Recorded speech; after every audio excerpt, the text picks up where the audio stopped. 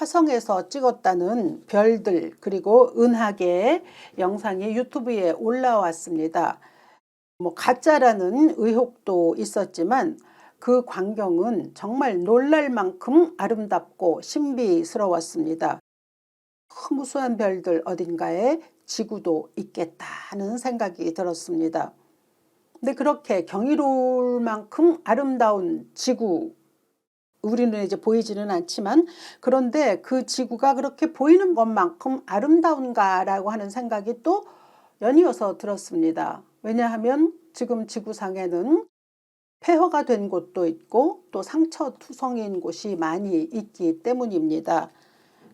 살육을 일삼는 전쟁도 있죠. 러시아와 우크라이나, 그리고 또 이스라엘과 하마스, 팔레스타인과의 싸움이 그렇고, 인도 파키스탄의 그 국제적인 전쟁뿐만 아니라 또 내전도 만만치 않죠. 거기다가 이 방산 산업이 우리나라가 아주 세계적 수준이라고 하더라고요. 그래서 어떤 생각이 들었냐 하면, 그 우주에서 찍은 지구 또는 은하계는 너무 아름다운데 그 아름다움과 모순이 되는 잔혹함이 우리에게 있다라는 것처럼, 우리나라는 분단 국가 아닙니까? 그런데 그것 때문인지 또 방산이 세계 최고의 수준이라고 하는 건 참 모순이고 아이러니다라고 하는 생각이 또 들기도 했습니다. 아무튼 우리의 삶은 전쟁도 있고요. 또 불안감도 있고, 그리고 두려움도 떨치기 어려운 그러한 세상을 살아가고 있는 것은 분명한 현실이기도 하고 사실이기도 합니다. 오늘 성경은 그러한 불안감과 두려움을 가지고 있는 자들에게 붙들어야 할 말씀이 있다고 권면합니다. 시편 46편 1절부터 3절까지를 보면, 하나님은 우리의 피난처시요 힘이시니 환난 중에 만날 큰 도움이시라. 그러므로 땅이 변하든지 산이 흔들려 바닷 가운데 빠지든지 바닷물이 솟아나고 뛰놀든지 그것이 넘침으로 산이 흔들릴지라도 우리는 두려워하지 아니하리로다. 이렇게 시편 기자는 절대로 흔들리지 아니하는 평강을 노래합니다만, 실제로 세상은 흔들립니다. 정말 얼마나 격렬하게 흔들리는지 우리 모두는 다 알고 있습니다. 전쟁뿐만 아니라 지진도 있고 또 폭풍우도 있습니다. 자연재해가 참 두렵지 않습니까? 그뿐만 아니라 또 인간이 가지고 있는 탐욕, 욕망으로 인해서 생겨나는 수많은 사건들의 발생, 이러한 것들도 있죠. 참 예기치 않던 사고들도 일어나기도 하고요. 또 분명히 안전하다고 믿었지만 그 삶이 송두리째 흔들리기도 하는 일들을 많이 겪기도 합니다. 우리가 살면서 이건 괜찮을 거야 라고 했던 그 모든 기반들이 굉장히 위태로운 상황으로 변해가는 모습들을 보면서 여전히 불안함 가운데 살고 있는 것이 이제 우리의 현실인 거죠. 가을비에 대한 노래도 굉장히 많더니 참 지난 얼마 동안 서울에는 비가 굉장히 많이 왔습니다. 그런데 이 조그만 나라에서도 강릉은 또 극심한 가뭄으로 고통을 받았습니다. 얼마 전에 이제 비가 내렸다라고 하는 소식이 온 국민을 기쁘게 할 정도의 낭보가 되었지 않았습니까? 그것은 그만큼 우리가 아직도 자연을 무시할 수 없다는 거죠. 자연에 기대어 살고 있다는 것을 반증하는 것이죠. 아무리 과학이 많이 발전한들 자연이 허락하지 않으면 우리의 삶에는 수많은 제약, 제한이 있습니다. 그런 까닭에 그 오래전에 고백했던 시편 기자의 이 노래는 우리에게도 여전히 유효하죠. 하나님은 우리의 피난처시요 힘이시니 환난 중에 만날 큰 도움이시라. 이스라엘은 물론 신정국가이기 때문에 어려움을 만나면 아주 자연스럽게 하나님으로 귀결이 됩니다. 그리고 또 하나님을 피난처로 삼는 것이 너무 당연하게 느껴집니다만, 글쎄 우리 사회는 어떨까요? 우리는 그렇지는 않죠. 위기가 생겼을 때 사람들은 무엇을 찾고 또 누구로부터 도움을 얻을 수 있을까라고 생각할까요? 사실 인간은 본능적으로 환난이 생기면 피난처, 보호, 그리고 도움을 줄 수 있는 무언가를 찾습니다. 그래서 어떤 이는 그리스도인들은 이제 하나님이 되겠지만, 그렇지 않은 사람들에겐 제각기 믿는 신일 수도 있고, 또 어떤 이는 운명을 또 의지할 수도 있고요. 또 어떤 이는 자신 스스로의 힘을 의지하기도 하죠. 세계 최후의 가장 안전한 지역이 뉴질랜드다라고 하는 소식 혹시 아실는지 모르겠습니다. 지리적으로도 조금 떨어져 있고요. 그리고 또 자연 환경이 굉장히 좋을 뿐만 아니라 정치적인 안정성에 있어서도 최고라는 말을 듣는다고 합니다. 그래서 실리콘의 그 부자들은 뉴질랜드 영주권을 미리 다 사두었다라고 하는 뉴스를 본 적이 있습니다. 그 외에도 세계의 갑부들은 알려지지 않은 곳에 자신의 섬을 마련하죠. 자기 자신들의 전용 벙커를 만들어 놓고 있습니다. 문화 생활을 할 수 있을 뿐만 아니라 농작물 재배 시설까지 갖춘 굉장히 호화 아파트 같은 구조로 된 지하 도시라고 합니다.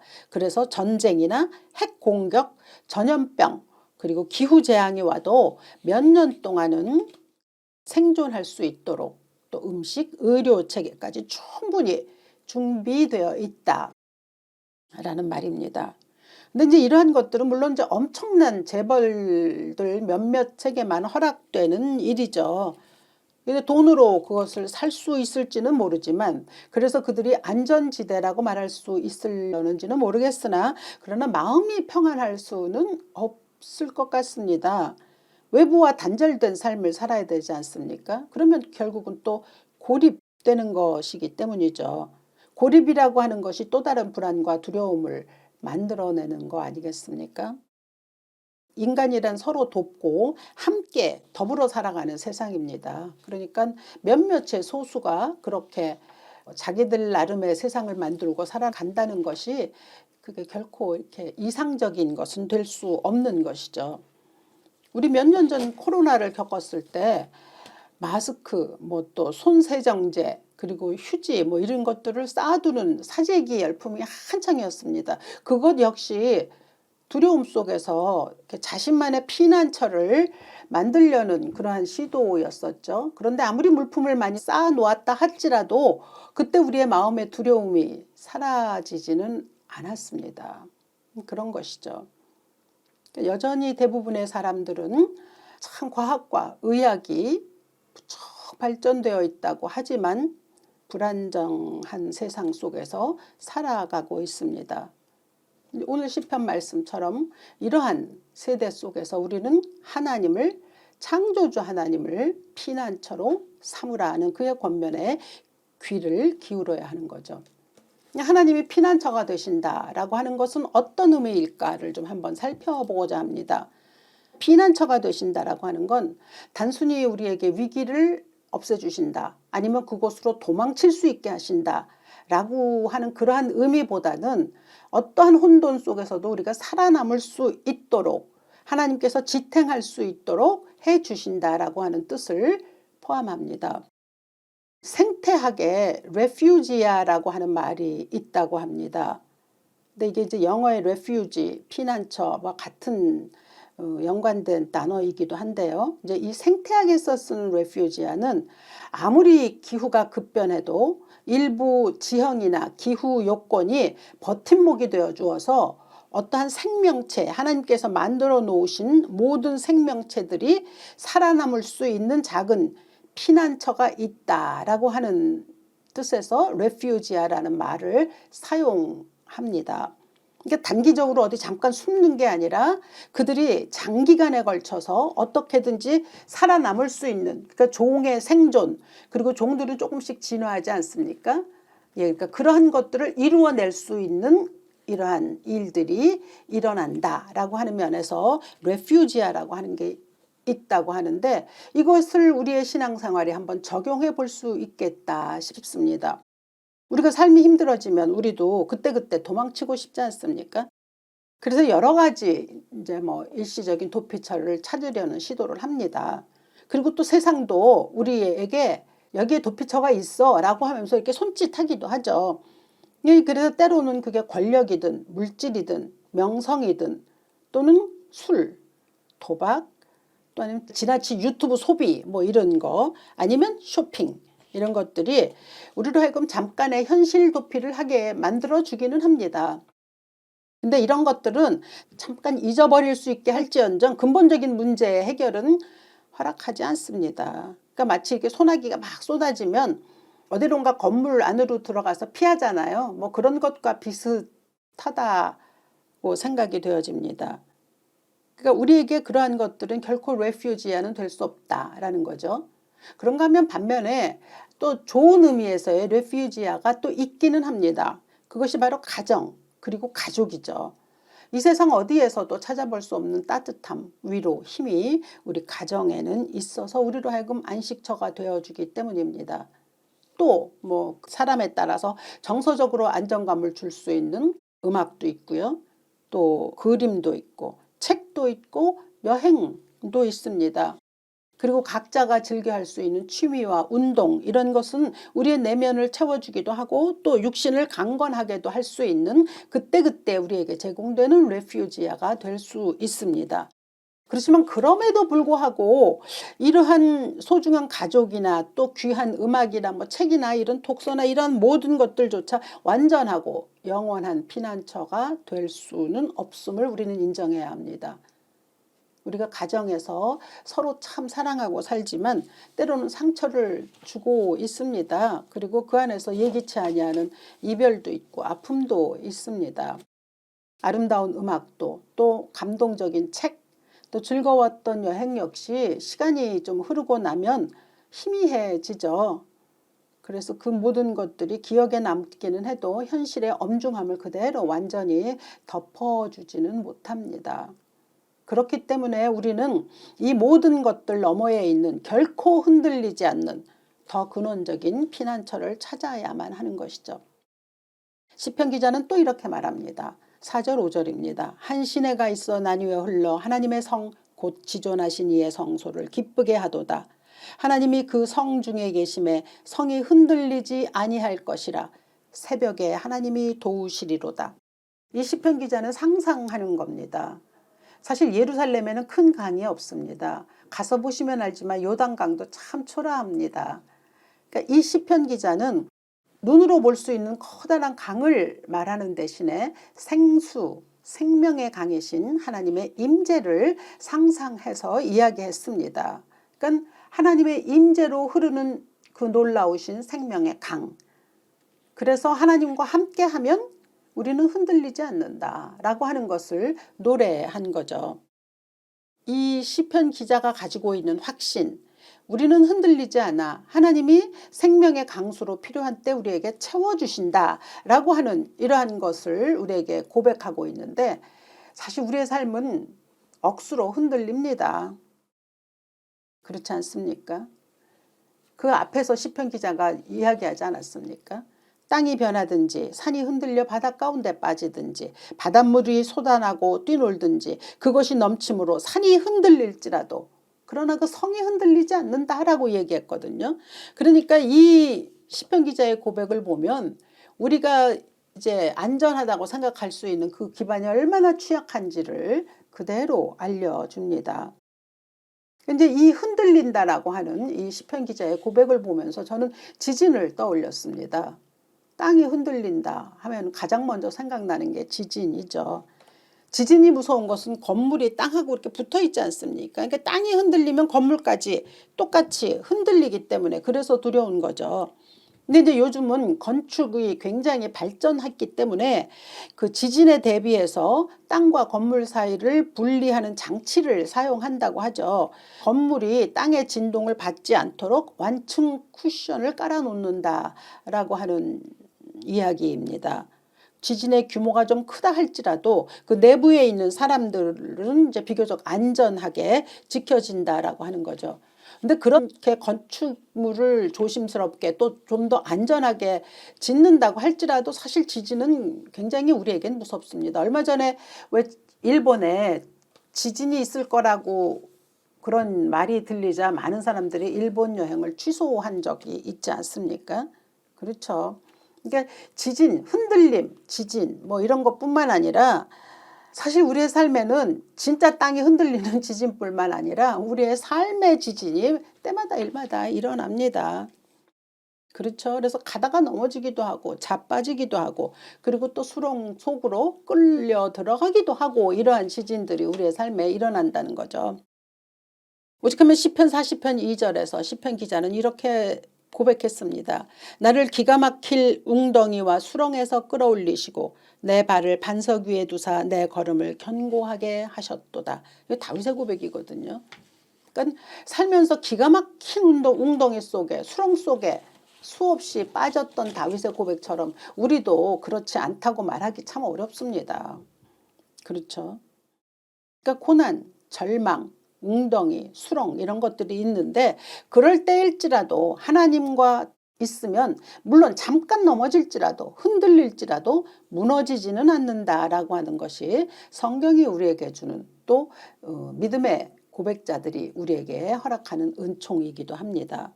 그러니까 지진이 났을 때 건물이 충격을 받지 않도록 완충 장치를 둔다라고 하는 것이 이제 우리의 삶과 신앙에 있어서도 환란이 아예 없어지지는 않죠. 어려움이 아예 싹 사라지거나 그러지는 않지만 그때그때 하나님은 어떤 방식으로든지 우리에게 완충 장치를 제공해 주신다라고 하는 거죠. 그래서 무너지지 않도록 막아주신다라고 하는 것을 좀 생각해 볼 수 있을 것 같습니다. 그러니까 하나님이 우리의 피난처가 되신다는 것은 그냥 그에게로 무조건 도망쳐서 난 그냥 숨을 거야 라고 하는 이런 단순한 의미보다는 하나님이 적극적으로 보호하시고 지탱할 수 있도록 해주신다는 의미가 훨씬 크다는 거죠. 그래서 그런지 시편 기자는 유독 1절, 7절, 11절에서 하나님은 우리의 피난처요 힘이시니 환난 중에 만날 큰 도움이시라는 고백을 반복적으로 이야기하고 있습니다. 그런데 특이하게도 또 7절과 11절에서는 야곱의 하나님을 이야기하거든요. 그가 왜 그렇게 야곱을 얘기했을까를 생각해 보았습니다. 우리 야곱의 삶이 어떤지 대충 잘 아시지 않습니까? 그는 속임수로 그의 삶이 점철되었었습니다. 형 에서의 분노를 피해서 도망갔고요. 그리고 가서 외삼촌 라반에게 정말 끊임없이 사기를 당했죠. 그리고 그 다음에 노년에는 자기가 가장 사랑했던 요셉이 죽은 줄만 알고 지냈던 세월이 한참이었습니다. 그러니 그의 삶은 참 슬픔과 아픔이 많았죠. 거짓, 속임수, 도피, 고난, 아픔, 슬픔 이런 것들로 가득했지만 그 파란만장한 여정 속에서 창세기를 자세히 읽어보면 때마다 하나님께서는 그에게 완충장치를 주셨던 것을 우리가 볼 수 있습니다. 그렇기 때문에 이 시편 기자가 야곱의 하나님을 이야기한 것은 그 하나님은 자기의 하나님이기도 하고 이스라엘의 하나님이시기도 하지만 동시에 오늘날 우리의 하나님이시기도 한 것이죠. 그러니까 이러한 확신은 하나님을 피난처로 여기는 모든 사람들이 동일하게 할 수 있는 믿음의 고백입니다. 그러니까 이 설교를 들으시는 여러분들이나 또 말씀을 전하는 나나 하나님은 나의 피난처시고 힘이시니 환난 중에 만날 큰 도움이시라 라고 하는 고백이 가능한 것이죠. 그래서 환란이 멈추지 않고 절망스러운 일들이 끊임없이 닥쳐와도 우리를 결코 무너뜨리지 않으신다라고 하는 것을 경험할 수 있습니다. 또 여러분들이 경험할 수 있기를 참으로 간절히 바랍니다. 그런데 보면 5절에 새벽에 하나님이 도우시리로다 라고 썼거든요. 왜 또 시편 기자는 새벽이라고 얘기했을까요? 이게 새벽 기도를 꼭 해라 이런 뜻은 아니죠. 성경에서 밤은 고난, 두려움, 불확실성을 상징합니다. 그리고 새벽은 그 어둠이 끝나고 빛이 시작되는 변화의 시작을 뜻합니다. 그러니까 밤새 불안하고 위협이 있을지라도 하나님의 도우심은 새벽이 찾아오듯이 반드시 찾아온다는 믿음의 고백입니다. 그래서인지 시편 30편 5절에도 저녁에는 울음이 기숙할지라도 아침에는 기쁨이 오리로다 라고 하는 또 노래도 지었거든요. 그러니까 저녁이라고 하는 것이 주는 밤이라고 하는 것이 주는 그 두려움을 얘기하는 거죠. 그러니까 이 시편 기자가 특별히 새벽에 하나님이 우리를 도우시리로다 하는 것의 본 뜻이라고 하면 그것은 하나님의 도움이 늦지 않았다. 이제 멀지 않았다라고 하는 것을 얘기하는 거죠. 우리 터널을 들어갔을 때 어둠이 깊으면 깊을수록 이제 곧 끝이야 라고 하는 걸 우리가 생각하지 않습니까? 그렇듯이 밤이 끝날 무렵 그것은 뭐 우리가 가장 지쳐 있을 때라고 얘기할 수도 있습니다. 그때 하나님이 도우신다는 거죠. 그러므로 지금 혹시 정말 현실이 좀 너무 힘들다고 생각이 되신다면 하나님께서 도우실 새벽을 기다릴 수 있는 우리 모두 될 수 있기를 먼저 또 주 예수의 이름으로 축원을 합니다. 지금 우리는 휴전이잖아요. 그러니까 언제 전쟁이 일어날지 모르는 위험은 아직도 가지고 있죠. 민족적으로. 그런가 하면 자연재해도 있고 사회적인 불안정도 있으며 인간관계의 파열도 있고 또 경제적인 곤란도 있습니다. 이런 현실은 사실 피하기 어려운 것을 우리가 직면하고 있죠. 여기에서 시편 기자가 어떻게든지 하나님을 의지하라. 그러나 그 하나님은 문제를 없애주시는 것이 아니라 그 삶 한가운데서 우리와 함께 계시며 레퓨지아가 되어주신다 라고 하는 고백을 하거든요. 이게 뭐 아까 제가 야곱을 이제 성경에 있기 때문에 말씀드렸지만 다윗도 그러지 않았습니까? 시편 16편 8절에서 다윗은 내가 여호와를 항상 내 앞에 모심이여 그가 나의 오른쪽에 계심으로 내가 흔들리지 아니하리로다 얘기했거든요. 또 다윗만큼 힘든 사람이 얼마나 많습니까? 그랬지만 그러나 하나님을 피난처로 삼았다라고 하는 걸 얘기하는 거거든요. 그러니까 그런 믿음의 선진들의 고백뿐만 아니라 우리의 삶에서 인생의 지진이 일어나고 또 마음속의 지진이 일어나고 때로는 질병으로 인해서 육신의 지진도 일어납니다. 그럴 때 그때마다 하나님께서 우리에게 피난처가 되어주신다. 때로는 뭐 우리가 세상의 안전장치에 기댈 때도 있죠. 근데 우리 다 해봤지만 그게 효험이 없다는 거 모르지 않지 않습니까? 우리의 피난처가 되시는 분은 하나님이 오직 one and only 유일하시다는 거죠. 그러니까 하나님을 피난처로 삼는다라고 하는 것은 맹목적인 믿음이 아닙니다. 왜냐하면 이 우주를 창조하시고 섭리하시고 붙들고 계신 분이 하나님이시기 때문에 그 하나님을 피난처로 삼는다라고 하는 것은 가장 안전한 것이고 영원한 것이고 그리고 지혜로운 선택인 거죠. 이에 대해서 10절이 우리에게 우리가 왜 하나님을 유일한 피난처로 삼아야 하는지에 대한 궁극적인 이유이자 확고한 근거를 전해 줍니다. 이르시기를 너희는 가만히 있어 내가 하나님 됨을 알지어다. 내가 문나라 중에서 높임을 받으리라. 내가 세계 중에서 높임을 받으리라 하시도다. 하나님 하신 말씀입니다. 가만히 있어 내가 하나님 됨을 알지어다. 이것이 바로 우리가 하나님을 유일한 피난처라고 고백할 수 있는 이유가 됩니다. 그러니까 왜? 그분만이 우리의 존재와 삶을 근본적으로 지탱할 수 있는 유일한 분이시기 때문입니다. 그분만이 세상의 모든 난리와 혼란을 잠재우실 분이기 때문입니다. 그분이 창조하셨고 그분이 역사를 주관하시고 모든 것을 섭리하시기 때문에 그리고 그분이 영원히 찬양받으실 하나님이시기 때문에 그래서 우리는 그분을 우리의 피난처로 삼는다는 고백을 당당하게 할 수 있는 겁니다. 화성에서 찍은 사진 한번 여러분도 유튜브 찾아서 보실 수 있기를 바랍니다. 그 수많은 별들 가운데서 어딘가 조그맣게 자리 잡은 지구, 그 지구 속에서 사람들의 삶이 이어지고 있습니다.